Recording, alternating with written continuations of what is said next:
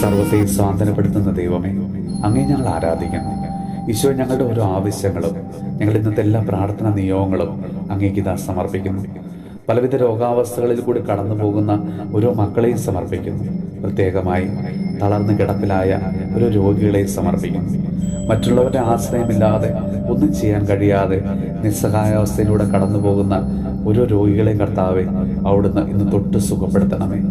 തങ്ങളെ തന്നെ മറ്റുള്ളവരെയും ദൈവത്തെ പോലും പഴിച്ചുകൊണ്ട് വേദനകൾ കടിച്ചമർത്തി കഴിയുന്ന ഒരു മക്കളെയും കർത്താവെ അവിടുന്ന് സുഖപ്പെടുത്തണമേ. എല്ലാവരും ഉണ്ടായിട്ടും ആരുമില്ലാത്തവരെ പോലെ ജോലിക്ക് നിൽക്കുന്നവരുടെ കാരുണ്യം കൊണ്ട് ജീവിച്ചു പോകുന്ന എല്ലാ രോഗികളെയും അവരുടെ ഇപ്പോഴത്തെ അവസ്ഥകളെയും സമർപ്പിക്കുന്നു. രോഗാവസ്ഥയിൽ ജീവിത പങ്കാളി ഉപേക്ഷിച്ച് പോയവരുണ്ട്. മക്കൾക്ക് ഭാരമായി തീർന്ന മാതാപിതാക്കളുണ്ട്.